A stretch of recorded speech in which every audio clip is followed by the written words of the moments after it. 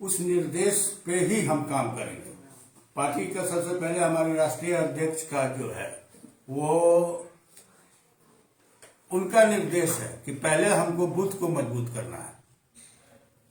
तो पूरे बिहार में जो भी मुख्य प्रवक्ता बनाए गए हैं, या जो जिला के अध्यक्ष बनाए गए हैं, या जो लोकसभा के प्रभारी हैं या विधानसभा के प्रभारी हैं, उनको निर्देशित किया गया है कि आप लोग कंसंट्रेट कीजिए बूथ पे। बूथ मजबूत होगा तो पार्टी मजबूत होगी। तो हम लोग भी अभी माननीय मुख्यमंत्री जी का जो जन्मदिन मनाए हैं, तो उसमें भी यही निर्देश था कि माननीय मुख्यमंत्री जी का जन्मदिन पार्टी के जितने भी कार्यकर्ता हैं वो अपने अपने बूथ पर मनाएं। तो हम लोगों ने उसका अनुसरण किया है।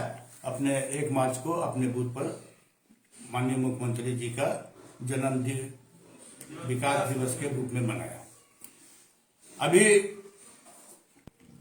ये जो मुख्य प्रवक्ता सभी जिला में बनाया गया है, अभी हमारी सरकार 571 योजना पूरे बिहार में चला रही है और उद्देश्य ये है कि एक एक जो मुस्तहक लोग हैं उन तक ये योजना पहुंचे। उसमें किसी भी जात, किसी धर्म, किसी समुदाय को चिन्हित नहीं किया गया है, आम लोगों के लिए है ये। तो उस पे हम लोगों का फोकस रहेगा। और अभी 7 निश्चय पार्ट 2 जो चल रहा है, 7 निश्चय पार्ट 1 में जो काम हुआ और 7 निश्चय पार्ट 2 जो चल रहा है, उसके तहत हम लोगों को ये ध्यान रखना है कि 7 निश्चय पार्ट 2 में जो सहूलतें फराहम की गई है आवाम के लिए, वो आखिरी पायदान पर जो लोग खड़े हैं उन तक ये पहुंचे और उसकी निगहबानी हम लोगों को करनी है। और हम लोग अपने स्तर से हर प्रखंड में अपना एक रिप्रेजेंटेटिव रखेंगे और वो देखेंगे ब्लॉक स्तर पे, अंचल स्तर पे कहाँ क्या गड़बड़ी है, इस योजना में कौन गड़बड़ कर रहा है, सही लोगों तक पहुंच रहा है कि नहीं पहुंच रहा है। अगर नहीं पहुंच रहा है तो क्यों नहीं पहुंच रहा है, उसके पीछे कारण क्या है, उसको देखना है। और उसमें अपने लेवल से हम लोगों को कोशिश करनी है कि वो ब्लॉक स्तर से उसका माने सुचारू रूप से जो है सो उस पर काम किया जाए, सब लोगों तक वो योजना पहुंचे। अगर उसमें कहीं कोई गड़बड़ी हो रही है और हमारे स्तर पे, हमारे सुझाव पे, हमारे कहने पर भी अगर वो सही नहीं हो रहा है, तो हम जिला प्रशासन डीएम से इसके लिए जो है शिकायत करेंगे और डीएम अपने स्तर पे उसको मॉनिटरिंग करेंगे। अगर उससे भी नहीं हुआ तब हम लोगों को ये निर्देश दिया गया है कि आप लोग डायरेक्ट जो है स्टेट को, प्रदेश को इसके बारे में सूचना दें और वहां से इमीडिएट उस पर कार्रवाई। कोई भी एक आदमी जरूरतमंद नहीं छूटना चाहिए। सरकार की पूरी योजना अमल में आवे और लोगों को उसका फायदा पहुंचे। शहर से आप आते हैं, शहर विधानसभा क्षेत्र से, तो शहर में भी कई ऐसे वार्ड हैं जो अभी भी नल जल योजना से छूटे हुए हैं, तो क्या इस पे कार्रवाई होगी? उसमें टाइम दे दिया गया है। सरकार ने बिल्कुल सख्ती से जो है उस पे मैंने ये दिया है, निर्देश दिया है कि 31 मार्च तक सभी छूटे हुए कामों को मुकम्मल करना है। अगर जो लोग नहीं कर पाएंगे उन वार्ड के प्रतिनिधि और संबंधित पदाधिकारी पर एफआईआर किया जाएगा।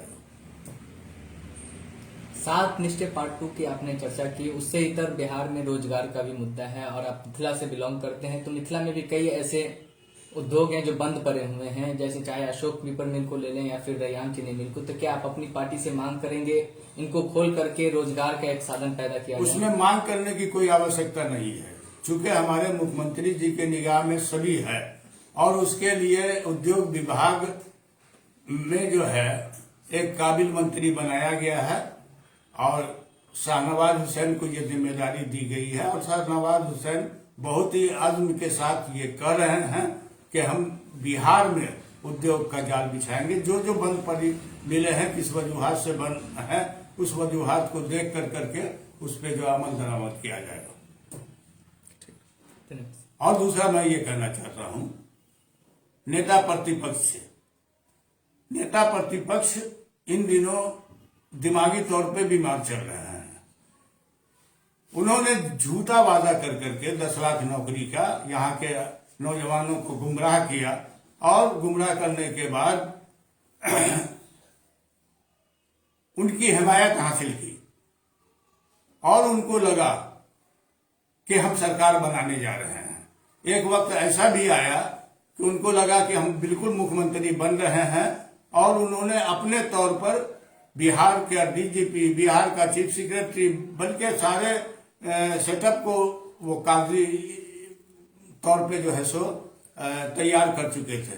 लेकिन समय रहते हुए यहाँ की आवाम सजग हो गई और वो समझे कि गलत हाथ में नेतृत्व नहीं जाए, इसलिए उन्होंने उनको मुकम्मल तौर से जो है हिमायत नहीं किया और सरकार फिर यकीन नीतीश कुमार पे किया और एनडीए की सरकार बन गई। अब उनको ये होता है कि ऐसा सुनहरा मौका फिर हमको दोबारा नहीं मिलेगा और ये हकीकत भी है। मेरा अपना 3 दशक का तजुर्बा बता रहा है कि आने वाले 15 साल में तो ये ख्वाब देखना छोड़ दें, बिहार का मुख्यमंत्री ये कभी हो ही नहीं सकते हैं। और जिस समीकरण पे इनको इतना सीट आया इस चुनाव में, उन्होंने अकलियत के साथ जो धोखा किया, अकलियत के कद्दावर लीडरों को हराने का इनके पार्टी के लोगों ने जो काम किया, अकलियत के जो वैसे लीडर जिन्होंने पार्टी के लिए अपनी जान दी, वैसे लीडर के वर्षान को भी अकलियत के उन्होंने टिकट नहीं दिया और नतीजा ये हुआ कि इनकी सरकार नहीं बनी। आने वाले वक्त में अकलियत का बिल्कुल ही हिमायत इनको नहीं रहेगा और ये इस लायक हो जाएंगे कि हज़्ब मुखालिफ के भी अपोजिशन के लीडर बनने के लायक भी नहीं रहेंगे। इनको भाषा का, मर्यादित भाषा का उपयोग करने का इनको सलाहियत नहीं है। जो मुख्यमंत्री, बिहार के मुख्यमंत्री इनके पिताजी के साथ रहते थे, उनके दोस्त थे, उनके लिए कैसे शब्दों का प्रयोग कर रहे हैं उसको यहाँ की आवाम बिल्कुल माफ नहीं करेगी और आने वाले वक्त में इनको मुक्की खानी पड़ेगी।